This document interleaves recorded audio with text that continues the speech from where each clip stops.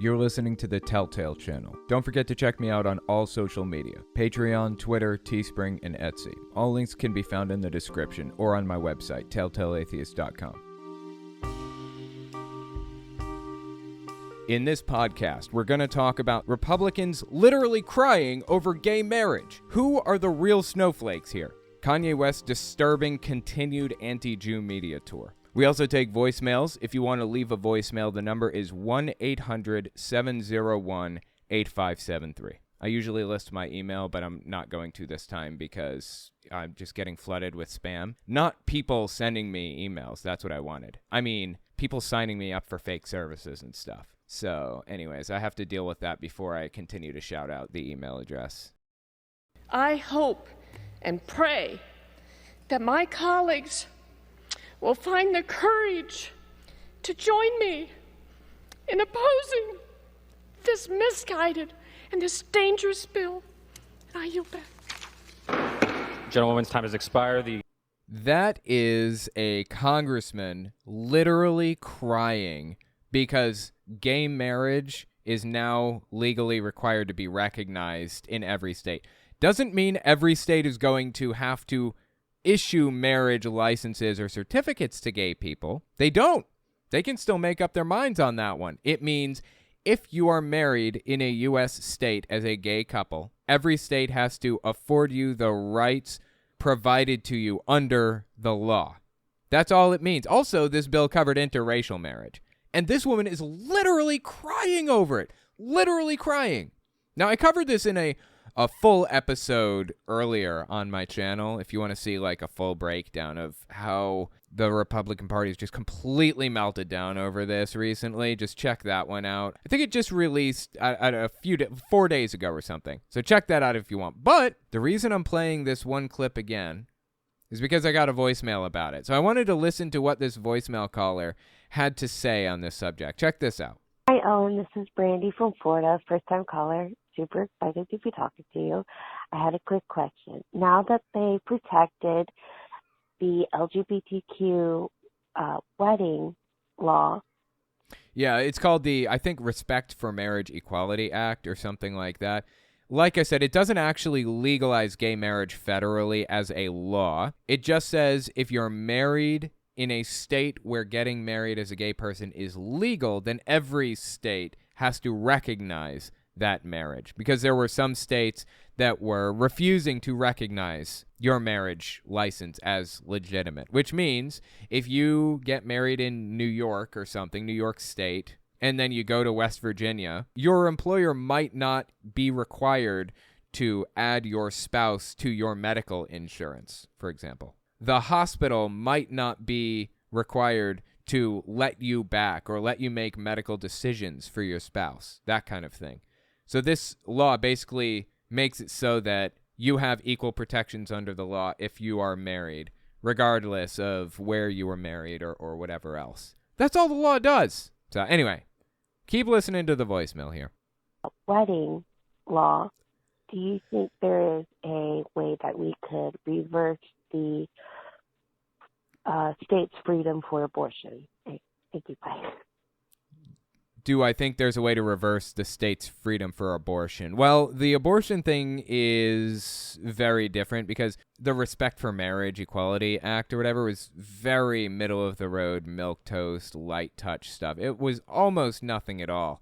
It just codified a protection for people to be able to be recognized as married in various different states. Abortion rights are very complicated. I don't think that really applies in this situation, if for no other reason than because the 12 Republicans that stepped away from the Republican Party and decided to vote for the Respect for Marriage Equality Act, those 12 people, each one would be required, basically, to codify some kind of an abortion right. And as far as I know, not one of them wants abortion rights codified. So I don't see that happening, unfortunately. I would love to see abortion rights protected, but I'm not holding my breath on that. Until Democrats get a larger majority in the Senate and until they take back the House, or until the Supreme Court changes demographics, basically, until we get more Democrats on there or something. I'm not seeing it happening. Unfortunately, it's doing untold amounts of damage, not being available to as many people as it was before. We just have to stick it out and keep doing our best, right? Anyway, thanks for the voicemail. Hey, my name is Darius, and I'm from Maryland. Just want to know, I noticed you play a lot of retro video games like Super Mario World, but how is that if you grew up a Jehovah's Witness? Were you allowed to play video games growing up? Just thought that was interesting. Love your channel. Yeah, I appreciate the voicemail. Interesting question. As a Jehovah's Witness, I was allowed to play video games. They were okay with that. Not all video games, but many of the most vanilla ones. Like Super Mario World is pretty chill, pretty vanilla, you know. Nothing super crazy in there, no magic in there. Wasn't allowed to play anything related to magic. Violence, wasn't allowed to do anything that had any level of violence in it. Nothing that had demons or anything like that. But Mario was okay for the most part. Now, the barrier for me wasn't really, was I allowed to? It was, could I afford to? Because my parents were broke as dog shit my entire time growing up. You know, I remember eating buttered bread for most of my childhood. Like, it came a point where I would just look for, like, ingredients in the back and I would throw them together, you know, at the back of the shelf or something. I'd just throw them together to find something to eat. So my mom liked to bake from time to time. I always had sugar, and I always had a little can of cinnamon. So I took the buttered bread. I would toast the bread. I'd put butter on it, and then I would sprinkle sugar, and I'd sprinkle cinnamon on it, and I'd eat that. Cinnamon toast. It was better than nothing, honestly. It wasn't terrible. And I ate the shit out of some cinnamon toast when I was little. Constant. Because that's just about all we had. So we didn't really have any money for, you know, a game system or anything. Didn't have the money for a Super Nintendo or anything. My sister moved out and got married to her husband, and they gave me their old Super Nintendo in the year 1998 or 1999. By that time, the PlayStation and the N64 were already out, and the Super Nintendo wasn't even being sold on markets anymore, as far as I'm aware. So, yeah, I had retro games after they were no longer retro, or after they were retro, basically. Eventually, my mom bought me a Game Boy, and then she bought me a Game Boy Advance. I bought a Game Boy Color with, like, some allowance money I had at one point. And then I got a PlayStation 1. But, yeah, that was about all I got. And they were old by the time I got my hands on them. But that's where my nostalgia for retro games came from. And they didn't really know what I was playing, by and large. I played Final Fantasy VII. They had no idea what that game was about. If they did, they wouldn't have let me play it. But, yeah. Good times. Got to love old retro games. Hey, Owen, this is Andrew from Saskatchewan, Canada. I just have one simple question. How come you didn't upload episode 233 on various podcast streaming services? It's kind of like hourly ordinary, and I'm just curious about it. Love what you do.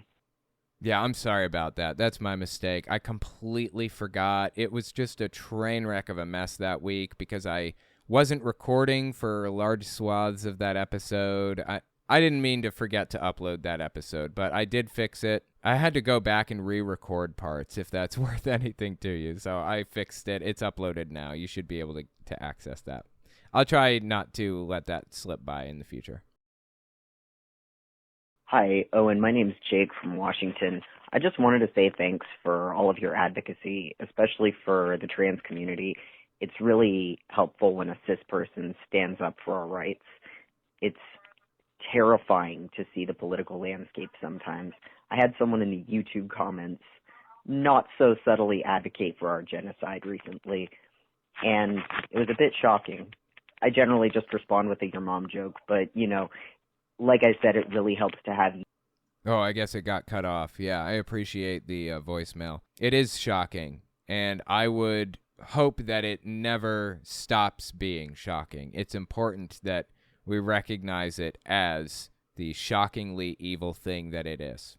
The transphobia, the hatred, all of it. And as far as supporting the trans community, the LGBT community more generally, I wouldn't have it any other way. We're all part of minorities to some degree, or many people are. You know, I'm an atheist. I don't believe in God. And I do know what it feels to be persecuted by Jehovah's Witnesses. And I know it's extremely painful. I know it's something that you can't really understand unless you experience it yourself. I would never stand for anybody experiencing anything like that without calling it out. So, yeah, I'm glad to. I'm glad to stand with everybody, and I'm glad that they stand with me on that. So, thanks for the voicemail. Oh, and aside from that, I have lots of family members that are trans, more than one would expect. I am personally deeply invested in this issue. It's not just like I'm standing on the sidelines seeing it, go by every day. This is an issue that affects me directly also. So I wouldn't have it any other way. Hey, man, you're getting trolled by Fuentes. You should really look into that whole story and go. If you're unfamiliar, Nick Fuentes is working with Kanye West right now to say some absolutely unhinged stuff. Here's a simple example. They both went on Alex Jones's TV show together and said this. For the design, you're a designer. Can we just kind of say, like, you like the uniforms, but that's about it? There's a lot of things that I love about Hitler. This is Nick Fuentes on the right in the blue hoodie here. A lot of things. Hey, Nedden, what do you... Yeah, anyway, he goes into a weird puppet show. So that's Nick Fuentes. He's working with Kanye West to promote Hitler and the Nazis.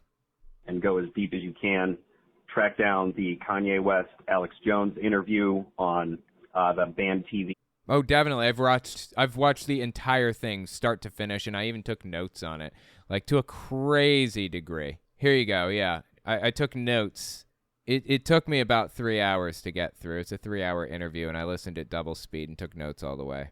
The nonsense site that Alex has up, and double check Fuentes, the attendance at AFPAC, and what's really going on there. Oh, yeah, I've totally covered Fuentes at AFPAC. I have a bunch of clips from Fuentes at AFPAC saying all kinds of crazy stuff. I have the clips of Marjorie Taylor Greene being invited there. Taylor Greene.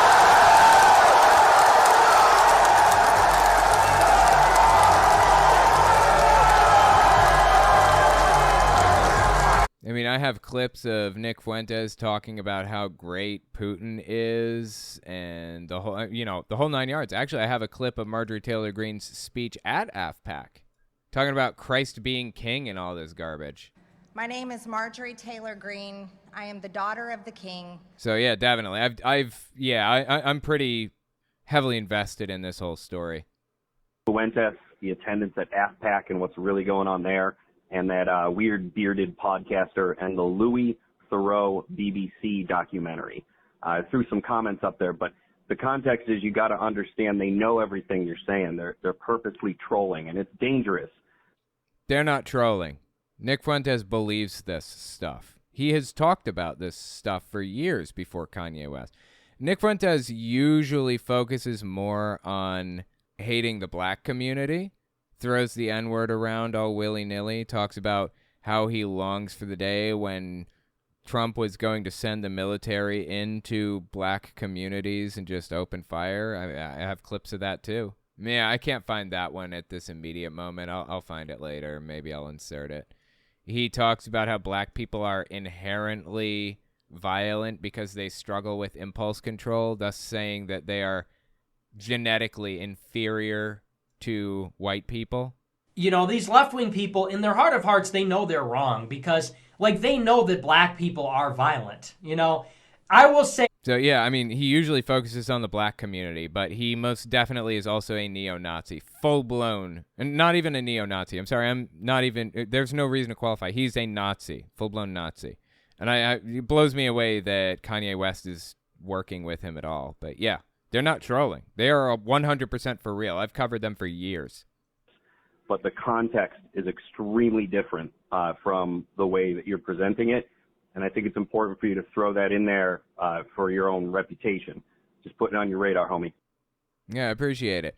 They're not trolling. They're 100% real. Nick Fuentes especially is 100% real. Nick Fuentes has historically not come out and blamed Jews for things directly because... you're canceled if you do that. Like, that's way too similar to Hitler, and everybody can see that from a mile away. But when given the opportunity to walk around with an A-plus list celebrity like Kanye West and say what he really does think, he does it. We've seen it happen. So, yeah, I just disagree. I don't think he's trolling. I think they're both 100% for real with their views on Jews. But thank you for the voicemail. I do appreciate that. Yo, Owen, it's Jack out of California. I'm sorry to do this to you, but you got to bring up Ye. I have a friend who is a staunch Trump supporter, and he does not appreciate Ye. He's not the typical man you might think of. He's not a Shapiro fan, but he's down with the Trump. He does not support Ye. Thanks so much. Oh, yeah. I've been following Kanye West a lot recently. He's absolutely disturbing, some of the stuff that he's said. Yeah, I covered some of it in the previous voicemail. If you didn't see it, it just, God, dude, it gets worse and worse and worse as time goes on. And it's interesting because he seems to be kind of drawing like a dividing line between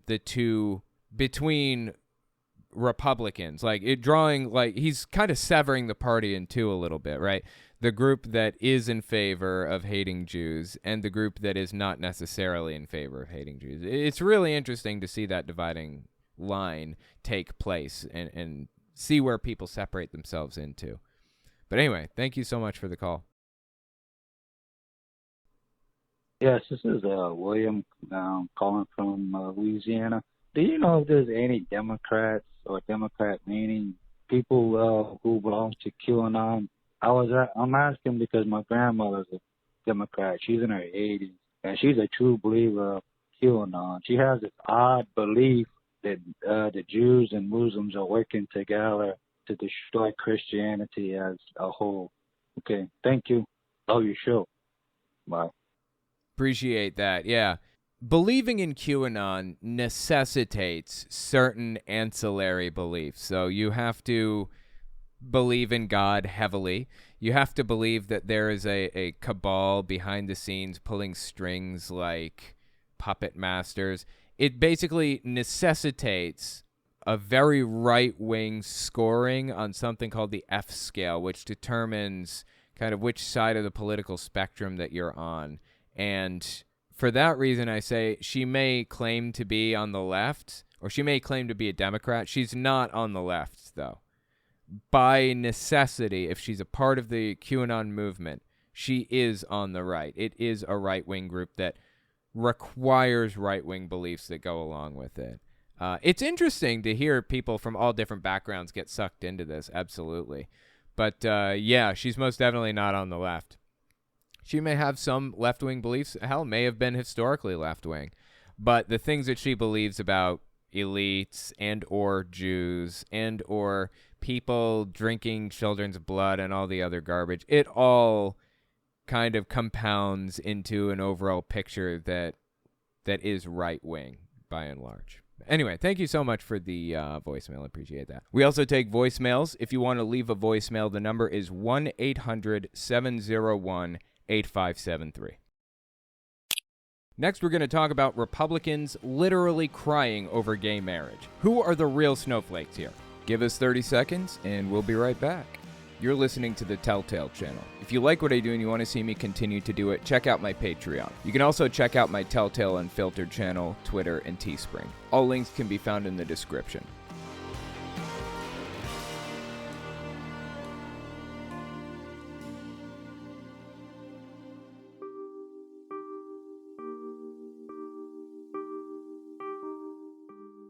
I hope and pray that my colleagues will find the courage to join me in opposing this misguided and this dangerous bill.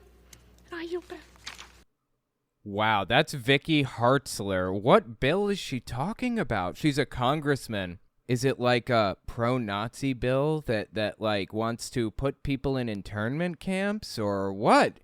Something serious must be going on, right? My God.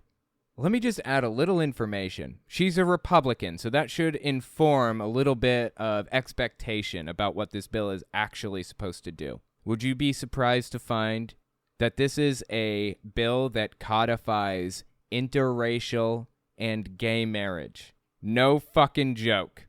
She is literally crying because a bill was pushed through Congress to codify interracial and gay marriage. Does it get lower than that? Literally crying. Are these real tears? It's so hard to tell. They sound real. She should be in show business because she is one hell of an actress if those aren't real tears. This came out early December 2022. The bill is called the Respect for Marriage Equality Act, I think, or Respect for Marriage Act or something like that. And the reason it's even necessary in the first place is because the Supreme Court has explicitly said that they intend to revisit gay marriage, the gay marriage ruling, the ruling that made gay marriage legal on a federal level. And what's more, Clarence Thomas, one of the Supreme Court justices, said he wanted to revisit the underlying case that made it possible to have gay marriage in the first place. That ruling would, if they examined that ruling again, it would nullify interracial gay marriage, sodomy laws. It would literally make it illegal to just be gay. Not to gay marry, but to be gay. That is what Clarence Thomas, Republican Supreme Court Justice, said he wants to revisit. And that is why it's necessary to try to pass this bill through in the first place. That's why they're doing it. And that's why interracial marriage was included in the bill in the first place. And she's up here crying, literally crying, like the snowflake that she is, because other people's rights are being protected and defended. Let's listen to the whole clip, early December 2022. I only played like 10 seconds of it just now. Just listen to it in its entire context here. Mr. Speaker, I'll tell you my priority. Protect religious liberty, protect people of faith, and protect Americans who believe in the true meaning of marriage. Okay, fine. They're not in danger. There's no need to protect them because they're still perfectly allowed to get married. Does she think that this Respect for Marriage Equality Act, or whatever it's called, is going to force religious people to get married?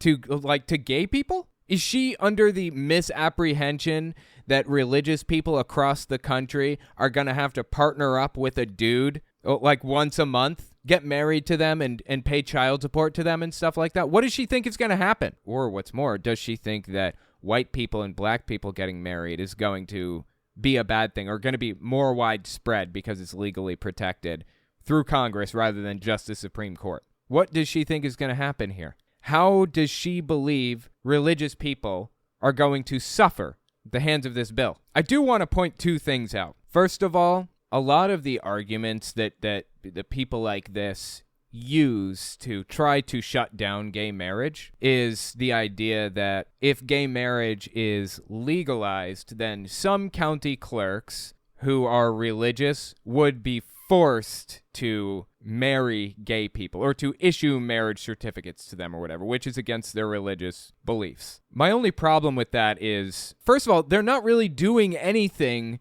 for the gay couple except signing a piece of paper. That's it. They're not forcing them to stand in front of, this couple and give them their religious blessing or something. And second, they're civil servants. They are there to serve the public. If their religious beliefs get in the way of them serving the public as civil servants, they shouldn't be in that job in the first place. That's the first point I wanted to make. That's a piss-poor argument as far as I'm concerned. Not a good reason to take people's rights away. Now, here's the second thing I wanted to mention. This woman obviously has a persecution complex, right? She's religious, and she's trying to frame this up like gay people getting married is hurting her. How could that possibly be the case, I hear you asking?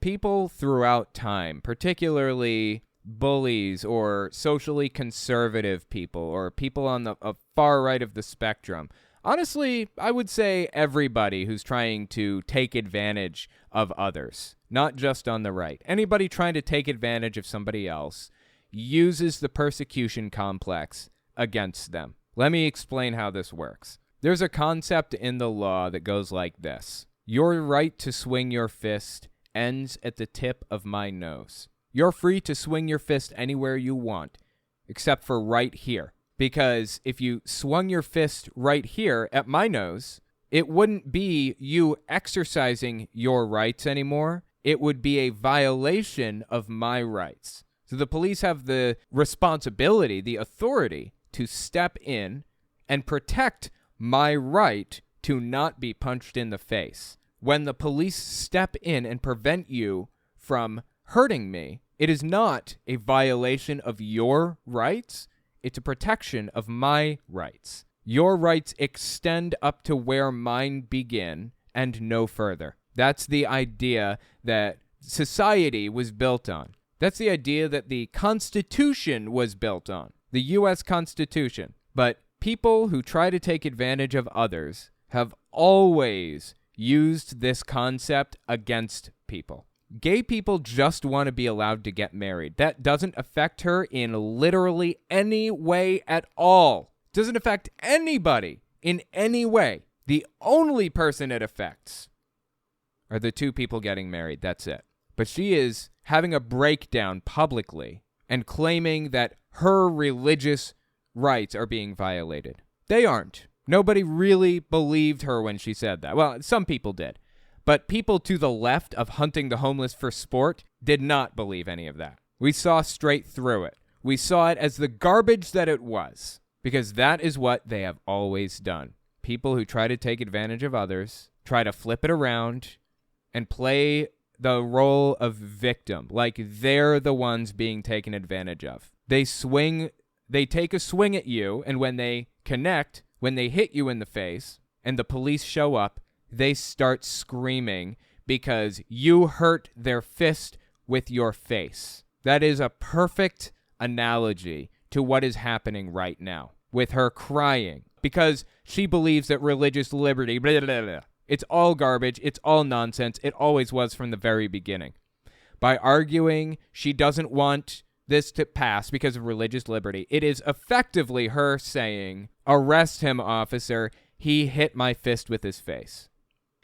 I hope and pray that my colleagues will find the courage to join me in opposing this misguided and this dangerous bill.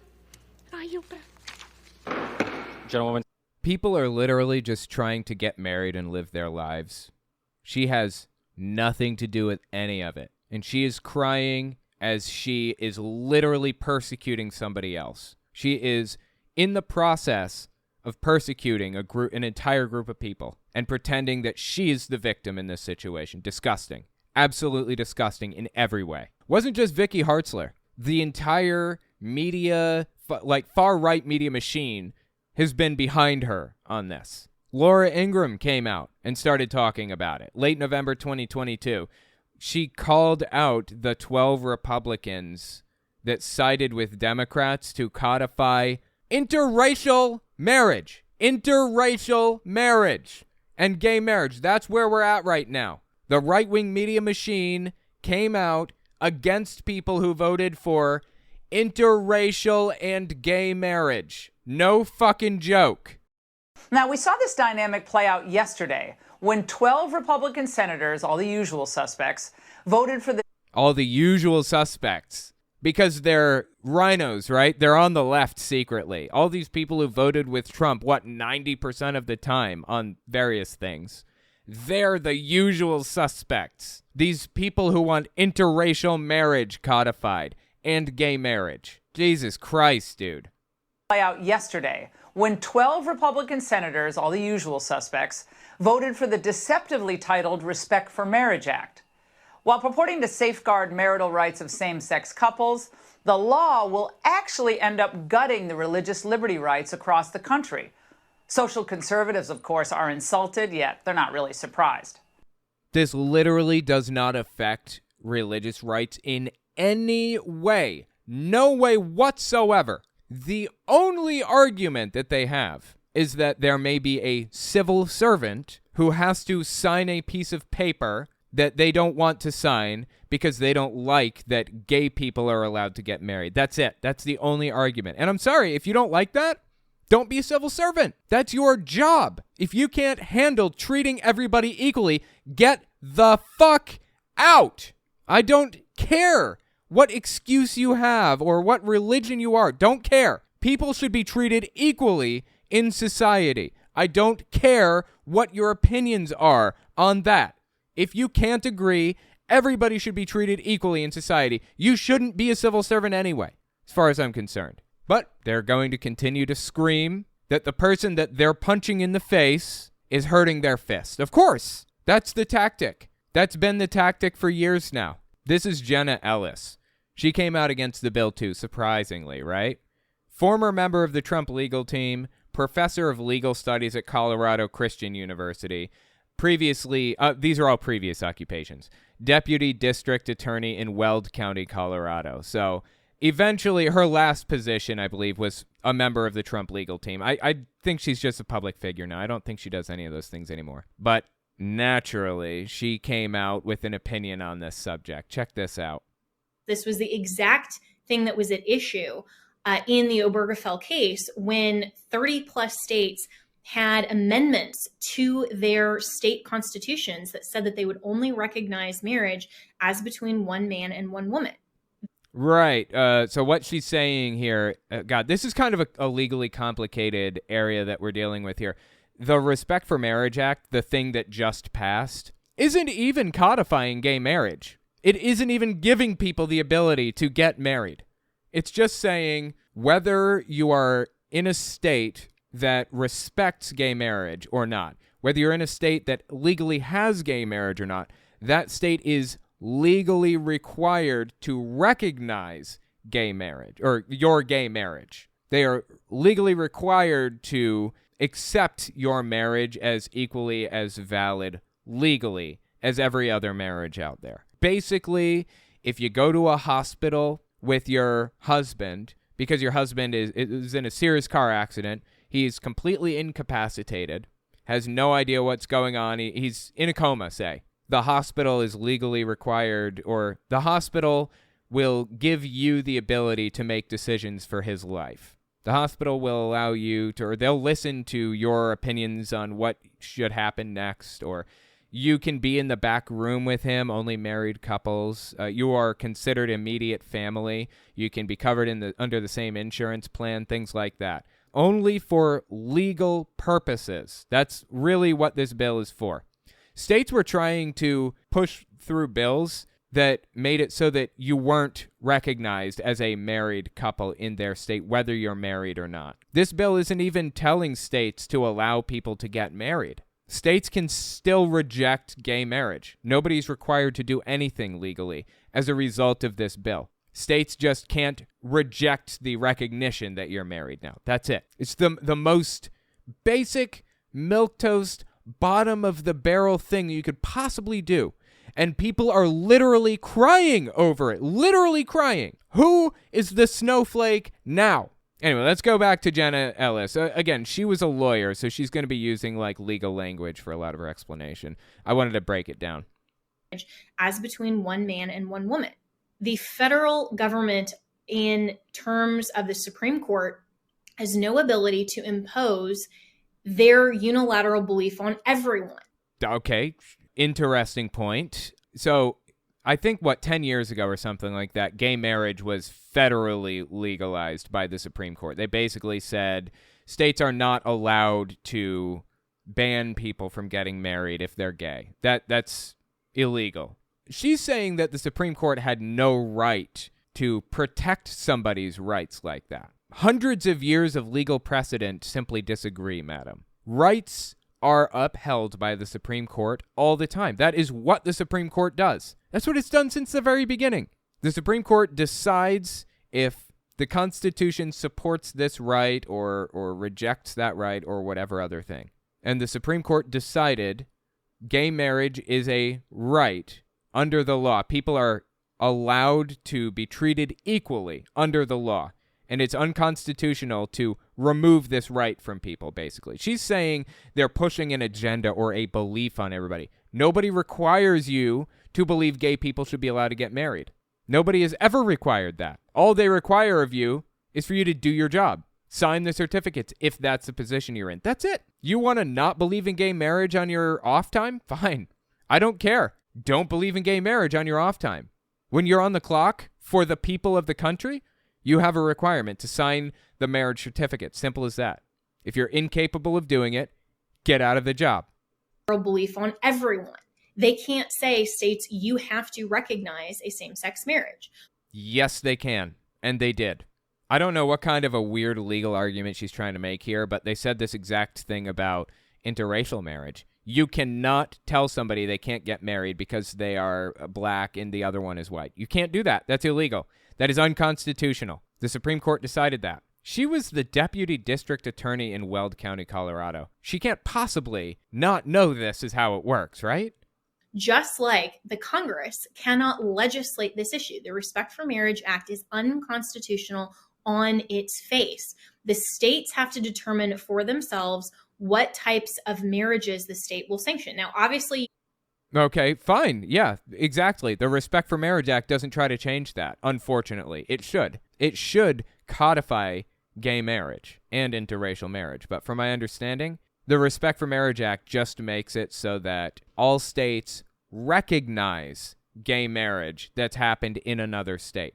They're not required to perform gay marriages or enter those gay marriages into their database or anything. They are only required to recognize it when it was done somewhere else, at the very least. She's already twisting it around and out of proportion into something completely different. You just heard me a few minutes ago say that this is the province solely of the church. I really wish that states would get out of the business of licensing marriage altogether. Now, of course, we're going... Wow, that interesting. Okay. And who would license marriages, I hear you asking? The church, of course. If you want to get married, the church has to do it, in her eyes. If you want to be married, you have to do it with the church.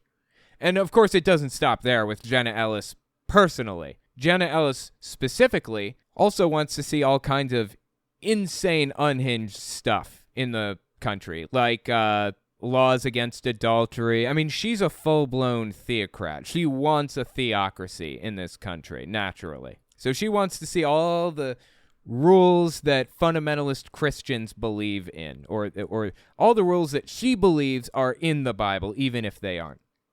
You know, like, for example, laws against getting abortions, even though the Bible explicitly endorses abortion and at no point ever condemns abortion. She wants to see all the laws that she was told when she was little are in the Bible, even if they aren't. Marriage altogether. Now, of course, we're going to have to have some domestic relations adjudications in terms of child custody battles, split of assets, other things. Because people are screw-ups, right? And they can't just follow the Bible the way that it's written. So we have to have something to adjudicate that, because people are sinners and failures, right, in her eyes. Jesus Christ, dude. But in terms of solemnizing or dissolving a marriage, that should not be up to the state in any way, shape, or form. You can still have power of attorney, right of survivorship. I don't even care if one person who is not even married at all designates one other person under the law as having right of survivorship. Okay, so why doesn't she just get married in her church? She doesn't have to go through the state if this is how she feels, right?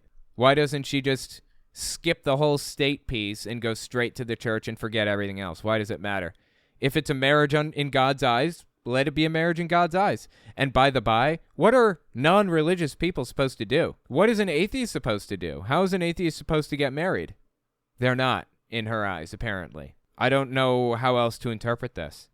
And says, you know, hey, you're my person. That's fine. That's not a marriage. That's simply allowing assets to pass without a ton of death taxes and so forth. That's totally fine with me. That is not inconsistent with a biblical tradition.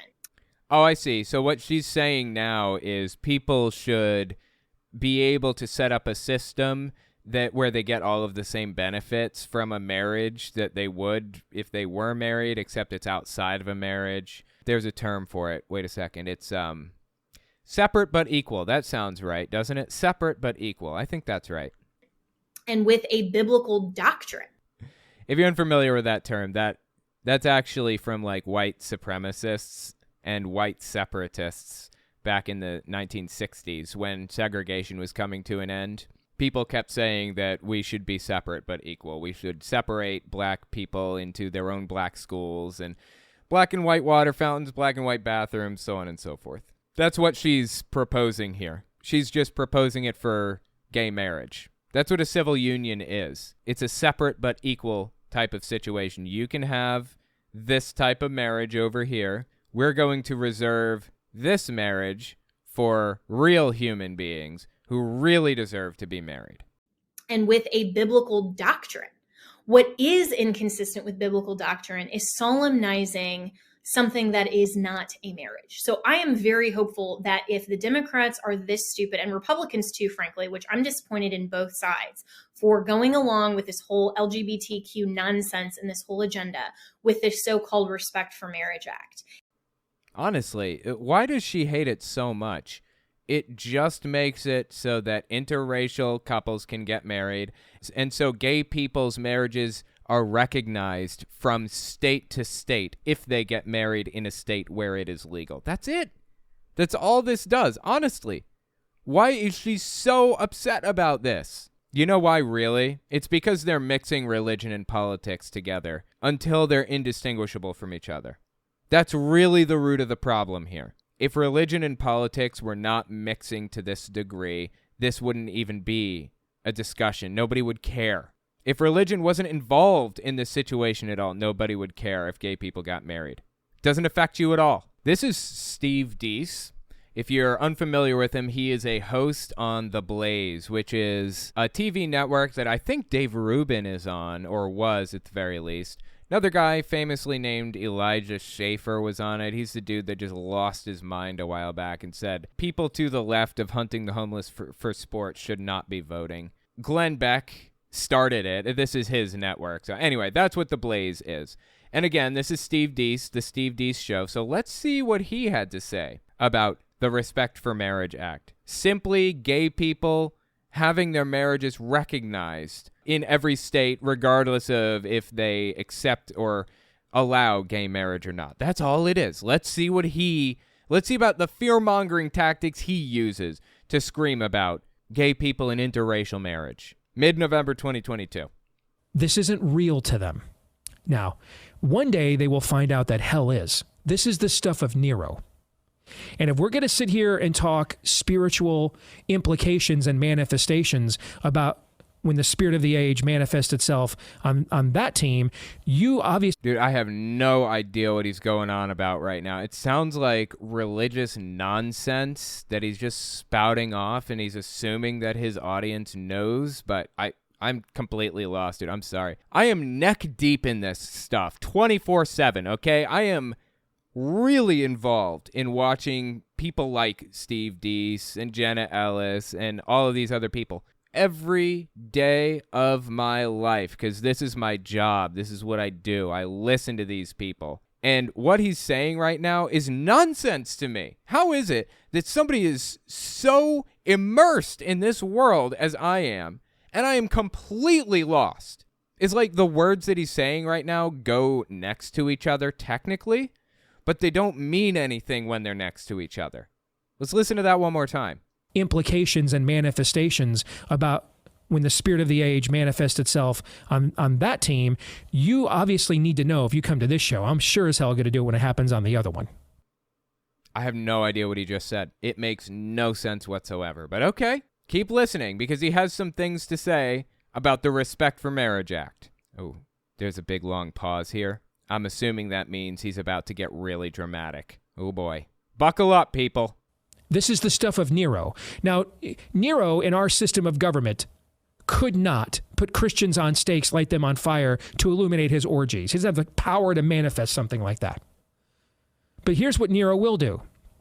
Lawfare from the federal government of the United States of America will now be declared upon the Church of Jesus Christ. Okay. So I think he's saying, when he says lawfare, that's a common far-right word they use when they want to feel like they're persecuted. They're punching someone in the face and they want to pretend that they're the ones being injured. You know, he's hurting my fist with his face all over again. What was that last thing he said? Of the United States of America will now be declared upon the Church of Jesus Christ. Right. The Church of Jesus Christ is suffering because gay people are, and of course black and white people, are allowed to get married to each other now. The Church of Jesus Christ is suffering because other people have rights. Other people who may or may not even be involved in the Church of Jesus Christ are allowed to live their lives and do what they want. They live in a fantasy land. How did they get to where they are? It just blows me away, dude. The United States government is about to declare itself at war with the kingdom of God, openly. No, they're just giving people rights. That's it. On a federal level.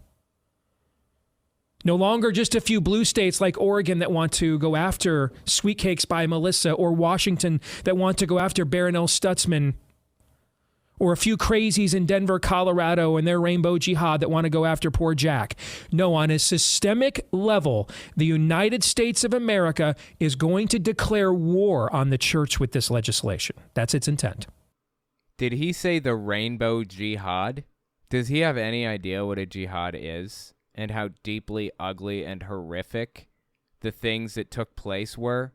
Does he think that the left is full of, like, terrorists that are enacting, like, you know, that are doing actual full-blown terrorist acts on the right? Yes, he does. As a matter of fact, he absolutely does believe that. He lives in a fantasy land, and he is not the only one. We had a bill that made it so that states would recognize, or that they were legally required to recognize a marriage if it was legally held in a different state. That's it. If there is a state that allows interracial marriage, every state has to at least give the benefits to that married couple if they did get married. That's it. That's what the bill does. Doesn't force states to marry people. It doesn't force religious people to marry gay people or black or white or Asian people or whatever. It doesn't force any of that. It just means they get the same benefits as everybody else. They're treated equally. That's it. And they are melting down over this. Melting down. I don't know how else to put it when they are literally saying that people are terrorists for doing this. When they are literally crying because this bill is passing. Because people are being treated a little more equally to everybody else. Not even fully equal. If that were the case, they would be allowed to get married in every single state. Just a little more equal.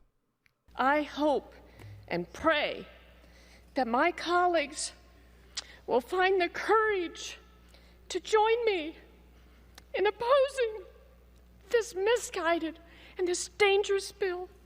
I yield back. Literally crying because people are being treated a little more equally than they were yesterday. How is this distinguishable from full-blown delusion? One is caused by a brain state that presumably can't be corrected without medicine. The other is caused by brainwashing that presumably cannot be fixed by medicine. But they are indistinguishable from each other. Let me know what you think about it in the comments. Next, we're going to talk about Kanye West's disturbing continued anti-Jew media tour. Give us 30 seconds, and we'll be right back. You're listening to the Telltale Channel. If you like what I do and you want to see me continue to do it, check out my Patreon. You can also check out my Telltale Unfiltered channel, Twitter, and Teespring. All links can be found in the description.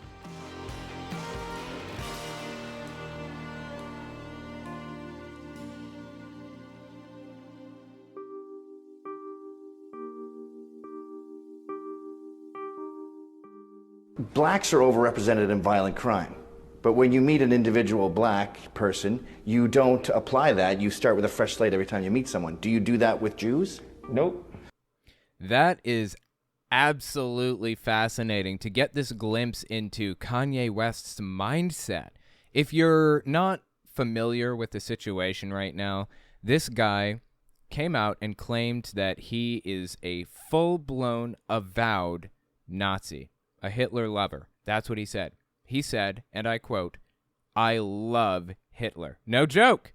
I mean, you can claim he's trolling if you want. Doesn't seem to be. You can claim anything you want about this, but when somebody comes out and lays it on the line so clearly and succinctly, I don't know what else to say. The guy is a Nazi, an avowed Nazi. And the fact that Gavin McInnes here, if you don't know this guy this guy right here, the fact that this guy of all people is trying to seemingly convince Kanye to like use his brain here, it just blows me away. Let me tell you who this guy is, Gavin McInnes. If you're unfamiliar with who this guy is, I'll give you a primer. He started the Proud Boys. And as the Proud Boys founder, he shaped it into what it is today. Let me show you a little compilation I threw together between 2018 and 2020 that gives you insight into the vision that he had for the group Proud Boys, which is effectively, by the by, Donald Trump's brown shirts. Listen to this. His face is split open. He's probably got a huge fat lip now. I think I won. Overall, it was a really fun night, and I cannot recommend violence enough. It is a really effective way to solve problems. We're the only ones fighting these guys, and I want you to fight them too. These guys, as he calls them, are anybody to the left of hunting the homeless for sport. It's fun. When they go low, go lower. Mace them back. Throw bricks at their head. Let's destroy them. Why were they punching at you, and why were you naming cereal? So this is the Proud Boys second degree initiation. I'm a Western Shore. I'm a Western Shore. I refuse to apologize.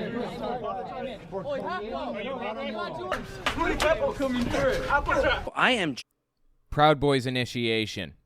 They all get together and punch you a whole bunch, apparently. It's basically like they're LARPing Fight Club, which was a really interesting movie. Fight Club was honestly fantastic. Matter of fact, I live in New York City. There are a bunch of little Fight Club, like, prints all over the ground in Chinatown. Kind of interesting, but that's neither here nor there. They are pretending to be like a Fight Club, basically. By the way, the moral of the story in Fight Club is it was a cult. He created a cult, and he recognized it as a cult, an evil entity that didn't need to exist anymore. He was willing to take himself out to prevent it from existing anymore. That was the moral of the story at the end of Fight Club. I don't know how anybody came out of that viewing the cult as in a positive light. That seems to be what the Proud Boys have become. Hold on. That's not it. Gavin McInnes had a lot more to say. Listen to this. I am genetically predisposed to conflict, and I really like it, and I wish more people could embrace hate. Let's get into violence. Let's get into fighting. If Hillary wins, we're taking it back with force. We tried being democratic about this. We gave America a chance. This one must be from like before 2016 or around 2016, during the 2016 election. They vote for this fucking school marm who wants to ruin our lives and castrate the entire country. Well, we're going to get violent. Getting a lot of cop PBs. A lot of cop... Proud Boys. PB is Proud Boy. Cop PBs. A lot of cop Proud Boys are coming out of the woodworks, which is good because they have guns. We wear black and yellow, Fred Perry's, but we'll murder you. We will kill you because we're full of hate. We want to make America hate again. And I get political action, violent political action. It's an effective way to get shit done, especially beating people up. But it would be nice to have some violence for a change. Can we get violent, please? Everyone else is being violent. There are no rules in fighting. You fight to win. You want to permanently disfigure the guy or break his ankle. Does it get any more on the nose than that? Does it get any clearer than that? I have an endless number of examples of Gavin McInnes, the founder of the Proud Boys, saying things like this. There was a lot of stuff I couldn't even include because the video would be like hit with a hate speech strike for some of the stuff he said. Seriously. It's really bad, some of the things that this guy believes. And he, of all people, thinks that Kanye West has gone too far. When Gavin McInnes thinks you have gone too far, you have. Trust me. The thing that Gavin McInnes' actual complaint here with Kanye West was He feels like he got himself into an intellectual black hole by going after Jews. He says when you find yourself trapped in this like mindset where you are criticizing the Jews nonstop, the way that Kanye has, he feels like you stub your toe and you're blaming the Jews for it. And it just leads to nothing. It leads to nonsense. So instead, he's trying to get Kanye to group everybody in together as a liberal elite rather than criticizing Jews specifically. And if Kanye did that instead of calling out Jews specifically, A, he wouldn't be canceled anymore because far-right extremists talk about quote-unquote liberal elites all the time.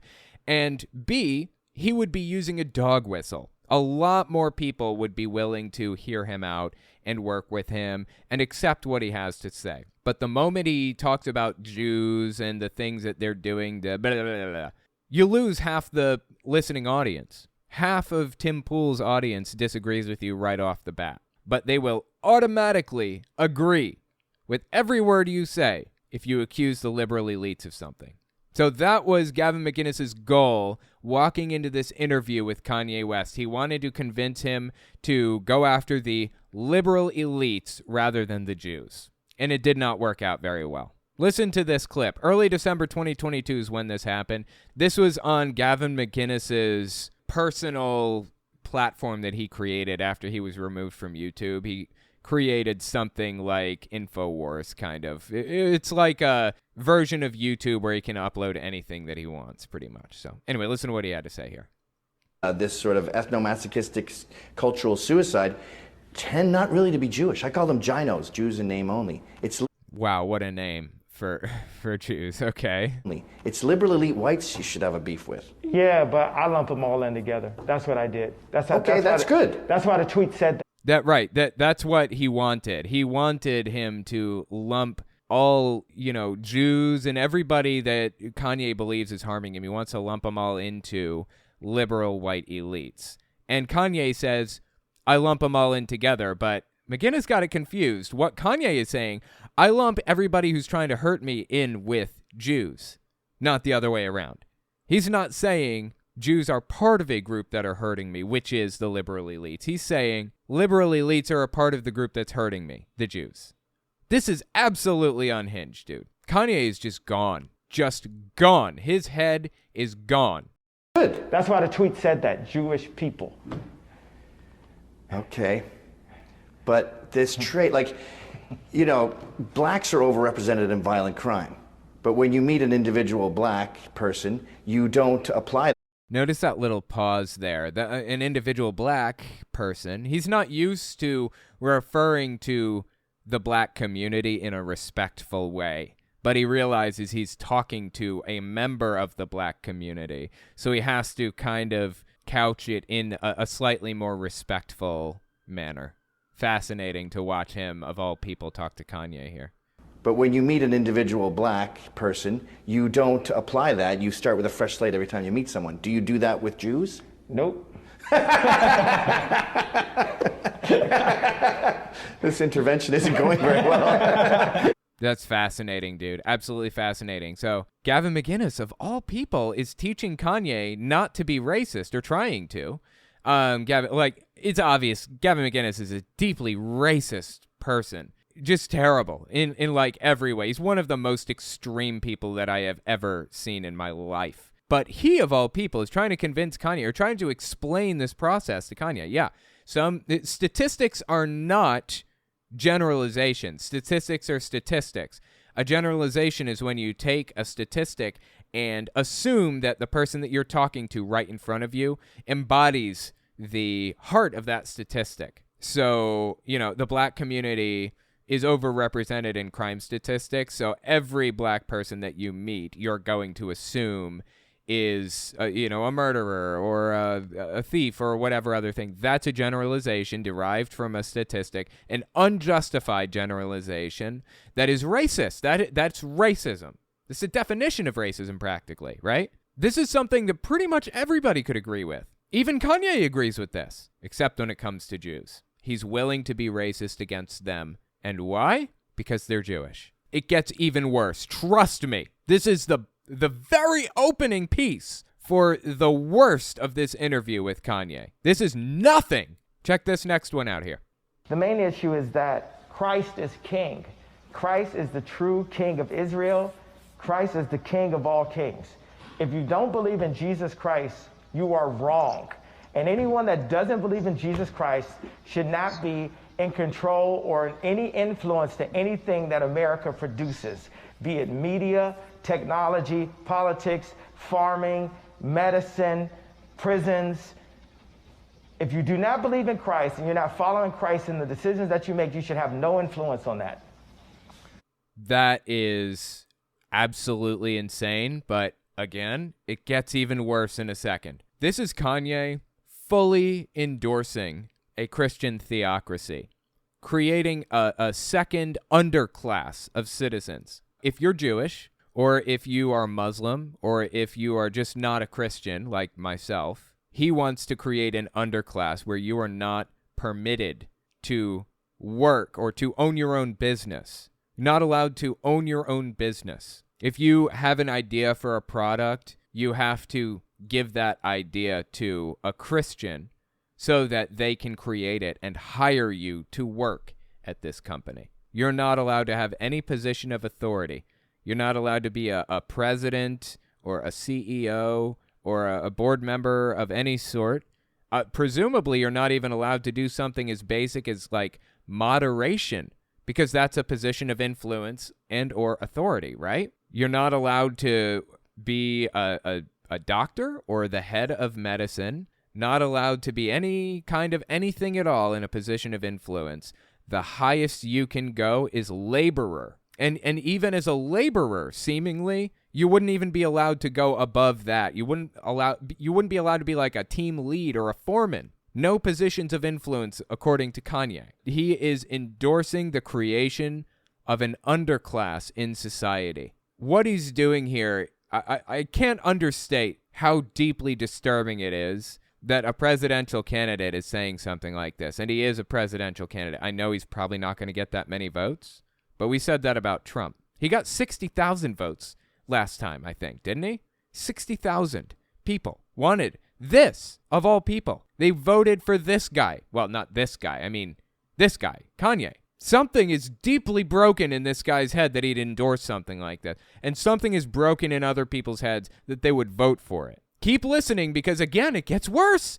I saved the worst for last, surprisingly. On that. Well, that's going to be a tough thing to institute. So you're president of the United States. The Hitler thing does not hurt your campaign. First day it helps my campaign. He believes that endorsing Hitler actually helps his campaign.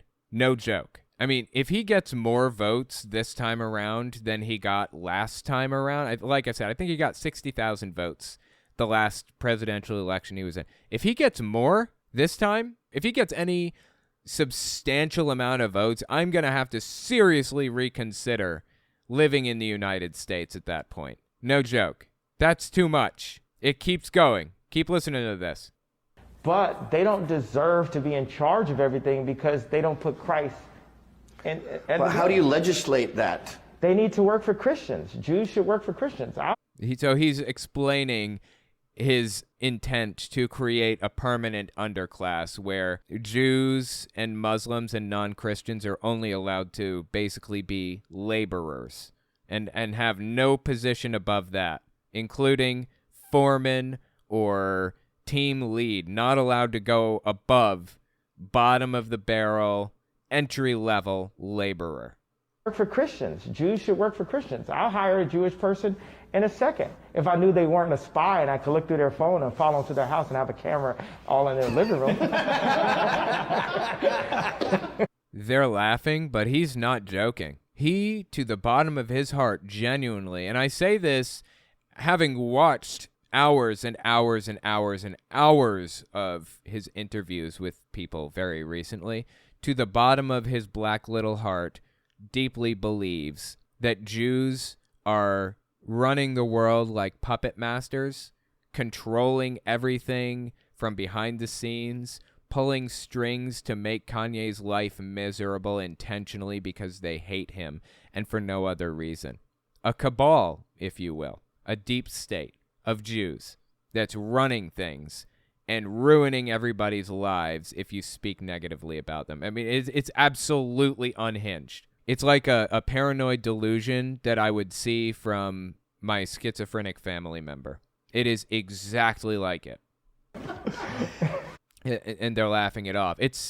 They're probably laughing out of nervousness, recognizing how absolutely insane it was for him to have just said that. So I understand why they would laugh at such a thing.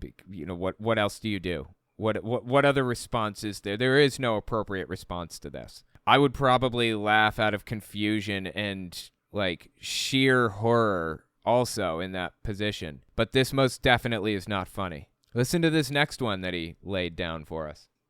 Yes, there are almost 80 to 90% of Hollywood is Jewish, probably more. That's completely made up. 80 to 90%. He made that statistic up. I don't know exactly how many Jewish people are in Hollywood, but why does it even matter? It's like Dave Chappelle said, there are a lot of black people in Ferguson, Missouri. It doesn't mean they run the place. There are a lot of Jewish people in New York City, but it doesn't mean they run the place. Jewish people are actually underrepresented statistically in banking, especially in New York City. Based on how many Jewish people live in New York City, there are way fewer proportionally in the banking industry than there should be if we're just going based on how many Jews there are in New York City alone. But none of it matters. They cherry pick statistics and twist things around and find ways to explain to people that Jews are the bad guys, exactly like Kanye's hero Hitler did, exactly the same way. Media, yeah, I'm going to say like 80% of media is Jewish. Any evidence? Of course not. They are not overrepresented in these areas. But I see the Jews we're talking about in these cases as liberal elites, high IQ people, whites, and when you have, like, they're disproportionately represented in medicine too, because they have high IQs. So the problem... This guy, all right. Let me explain a little interesting factoid about this whole conversation. There's a statistic commonly cited by far-right extremists, 1350. Now, I don't know if that's still a common statistic or if it's changed or whatever other thing, but the statistic is 13% of the population, which is how many black Americans there are, about 13%, commit 50% of some specific crime, murders or violent crimes or something. I don't know.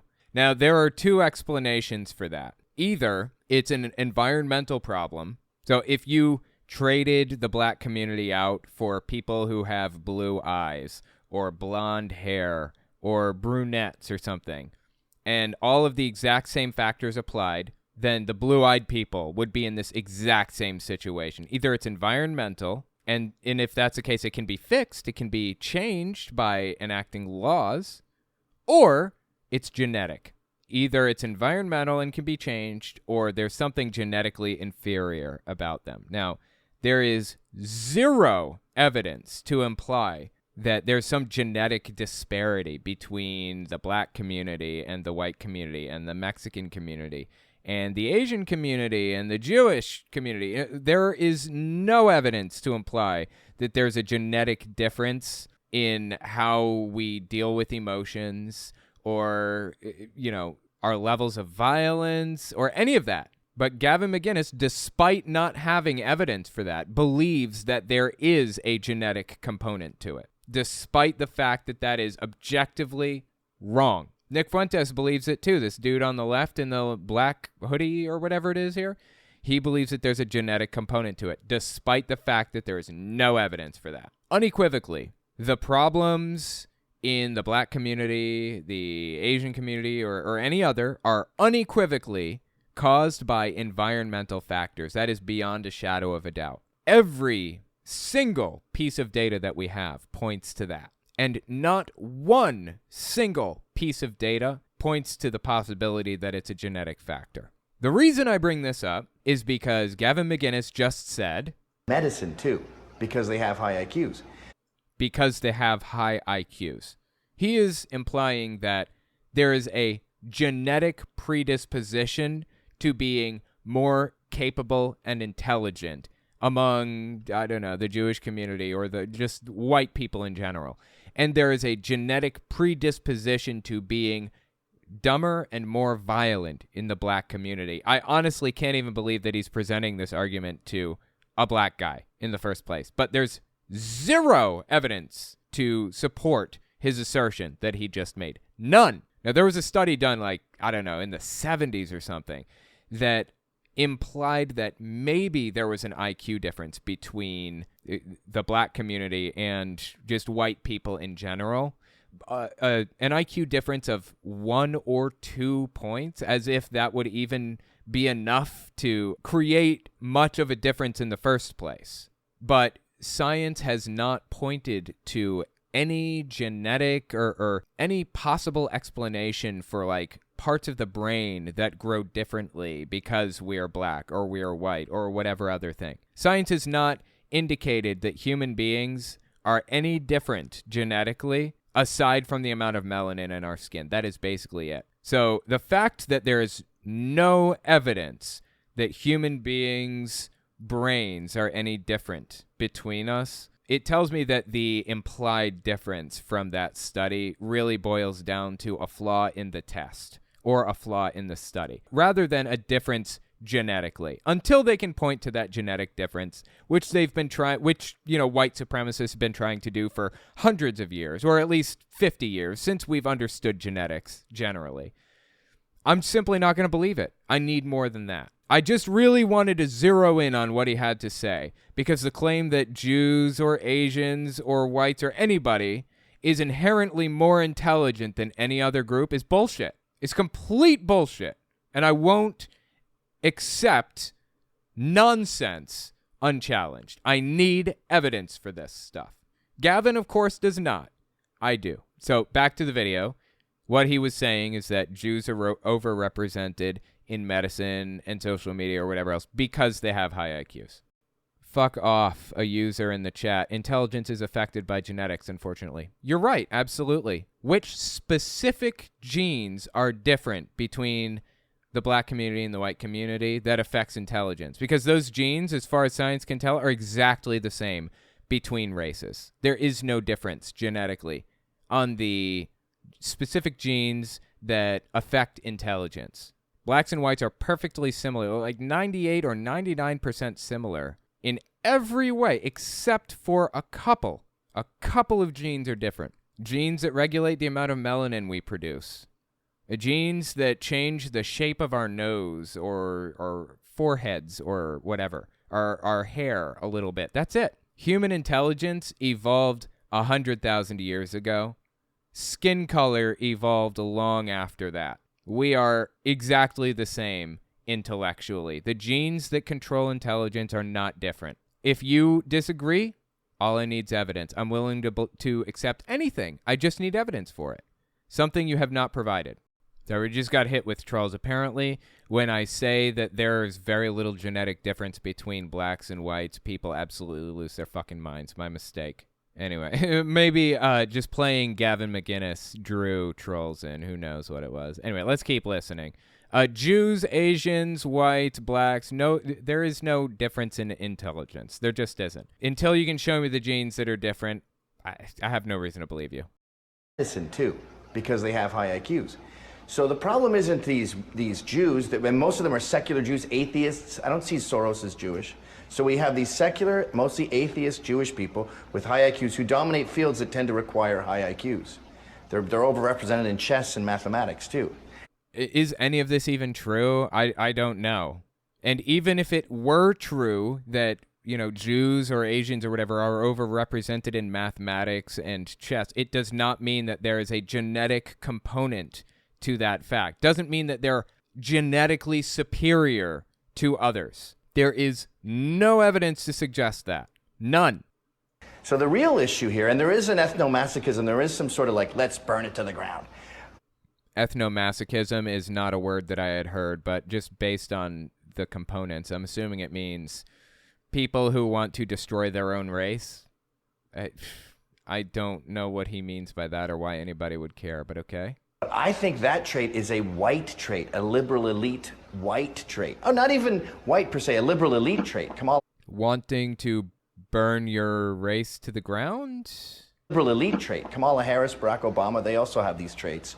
And there's some sort of like lemming DNA in white people where when they reach a certain amount of success, they just want to take it off a cliff. What? Like, he's making a lot of claims about genetics here, that, you know, there's DNA and a genetic component and a psychological component to all this. Like, what is he talking about? None of this makes any sense. And I don't like when Jews get pulled into that, because when I think of my Orthodox Jewish friends and even my Hasidic friends, these people are conservative, Trump-supporting, you know, American patriots. And the Jews that are getting lumped in with this sort of ethnomasochistic cultural suicide tend not really to be Jewish. I call them ginos, Jews in name only. It's liberal elite whites you should have a beef with. Yeah, but I lump them all in together. That's what I did. That's good. Yeah, that was the end piece of the one that we saw earlier. So anyways, the point is the guy's completely full of it, has no idea what he's talking about, doesn't need evidence to believe the things that he believes. He's just going to claim that the Jews suppressed all the evidence, right? Or the liberal elites suppress all the evidence that he needs to prove his conspiracy theories. That's how it works with conspiracy theorists like Gavin McInnes and Kanye and others. Not being able to find any evidence of your conspiracy theory means that the elites or the Jews hid it from you. They covered it up. Finding evidence directly contradictory to your claims means that the Jews or the liberal elites framed people. They framed it all up to make it look like it was all fake, but secretly we know that they were the ones that set all of this up, and we know the truth. Finding evidence that could possibly hint that maybe it's true is all the evidence you need. Literally every piece of evidence, whether it contradicts it or not, contributes to the conspiracy theory. That is how these people's minds work. So how is the rest of the Republican Party reacting to Kanye West coming out and saying all this stuff? Here's where it gets kind of interesting. There are a couple of fine young ladies on Mike Lindell's TV network, Lindell TV. Their names are Diamond and Silk, okay? I think Diamond is on the left, Silk is on the right. Really nice names, actually, in my opinion. They represent the Trump wing of the party, by and large. Listen to what they have to say about Kanye West and his beliefs, his views on society. It's actually pretty interesting.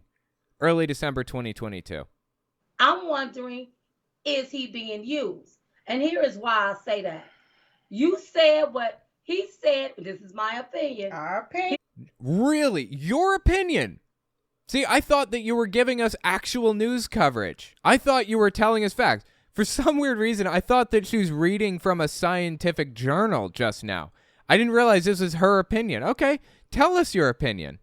What he said, this is my opinion. Our opinion. He said what he said on the Alex Jones show. Right. And he had his face covered. That reminds me of shame. That's right. So you knew, in my humble opinion, that what you was going to say was going to be off the cuff. And it was so... It wasn't off the cuff. It was very much planned. He knew exactly what he was saying and what he intended to say. And he said it. He said, and I quote, "I love Hitler."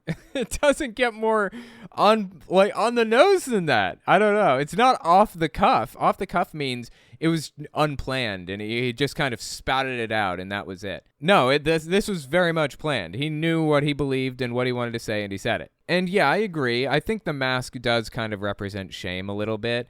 Or maybe the mask is an attempt to shield his brand from the damage that it could do, what he's saying. He also changed his name, you notice that, to Ye, and now he's really pushing people to use Ye. As of the moment he started spreading this pro-Hitler stuff, that's when he really started drilling down on the whole Ye thing and wearing the black mask. I'm wondering if he's trying to protect his brand. That's why I still call him Kanye. When it catches on and everyone starts calling him Ye, maybe I'll start calling him Ye also. Until then, I'm going to continue calling him Kanye I don't want to afford him the respect of protecting his brand, honestly. Okay, so keep listening to Diamond and Silk's assessment of this situation because they've got a doozy of an idea here. It was so shameful, you hid your face like a coward. That's right. Now, I don't know what the hell is going on because I got to call it like I see it. I don't know what's going on with Mr. Yee or Kanye or whatever y'all want to call him. Right. But I thought about it, and I'm beginning to think, is somebody, this is my opinion, is somebody being paid here to push an agenda to make conservatives look a certain way? You're right. Wow, I love it. So somebody on the right comes out and says something they don't like, and they kind of beat around the bush and maybe a little bit claim that it was a paid actor, that it's not really honest belief on Kanye's part. Or, hell, maybe it's not Kanye? No, I mean, I guess it seems to me like they believe that it probably was Kanye, right? Just based on what they're saying here. Anytime somebody on the right says something they don't like, they pretend that they're really on the left. You know who else did that? Dave Rubin. Dave Rubin came out and said, this is leftist, woke ideology that Kanye is spitting right now. This isn't the right. This is the left at work. Tim Pool said the same thing. This is wokeism. Anything they don't like is wokeism. No, this is far-right ideology. This is the natural progression of your ideas. This is where it lands you. If you continue moving to the right, this is the natural position. Now, Kanye is demonizing Jews right now, heavily, saying he loves Hitler and everything. Demonizing Jews is probably a disgusting understatement here. But you heard it with Gavin McInnes. In his interview with him, he said, don't target the Jews, target the liberal elites. The ideology is the same between these people. The ideas are the same. Diamond and Silk, Gavin McInnes, Kanye, Donald Trump, Mitch McConnell, hell, Mitt Romney, all of them view the world through the same lens. Kanye is just targeting one specific group rather than the ones that all of the others are targeting right now. Kanye's targeting Jews where the others target immigrants, the black community when they want to get really brazen, I don't know, the Mexican community, I mean, liberal elites, the LGBT community. They'll target everybody in the exact same way that Kanye is. Just not the Jews, because that's just a little too on the nose for them most of the time. This is right-wing ideology, what Kanye is spitting right now. It is right-wing ideology. This is where the right leads you. This exact mindset. They're just targeting a different group. That's it.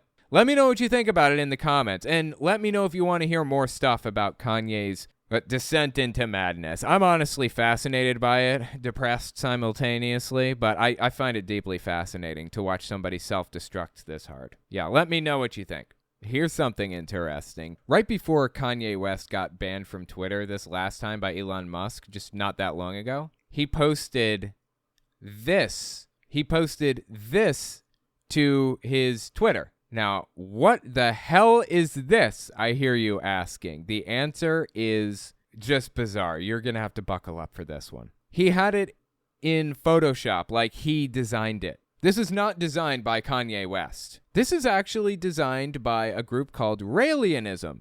The Raelians, or the Rails. It's a UFO cult from the 1970s. Much like Heaven's Gate, except these guys didn't check out altogether. It was created by Rael, a.k.a. Claude Vorilhon, I think is how his name is pronounced. He claims to have been contacted by aliens in the 70s and says that the name of the alien species that contacted him is called the Elohim. He says they created us. It's actually an atheistic cult, fascinatingly. Really, really interesting to read about this. But he says that this is the symbol that he saw on the side of his spaceship.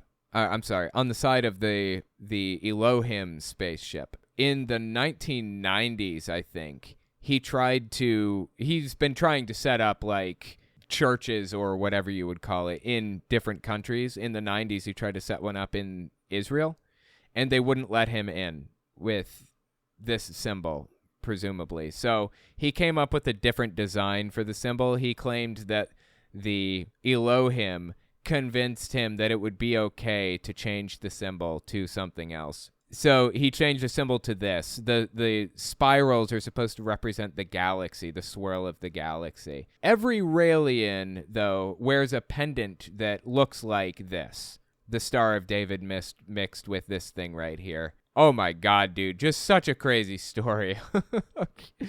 So anyway, the point is that Kanye posted this image to his Twitter account and said that this is like the official symbol of his whatever.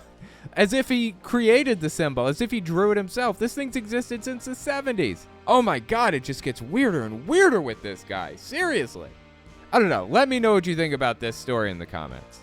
Thank you guys for coming and giving this a listen, and I will talk to you next week. If you like what I do and you want to see me continue to do it, you can support me in a few ways. First, there's Patreon. That's probably the best way. But if you want to get something back for your support, you can check out my Teespring. I sell all kinds of shirts and coffee cups and stuff on there. You can also check out my other channels. I have a Telltale Unfiltered YouTube channel where I go through long-form videos like Kent Hovind's seminar series, Jehovah's Witnesses TV show, and televangelists prophesying about politics. And finally, you can check out my social media. If you have a question for me, the best way to ask it is to tweet it at me. I'm on there all the time, so check it out. All links are in the description as always. Anyways, that's all I've got for you. Thanks for listening.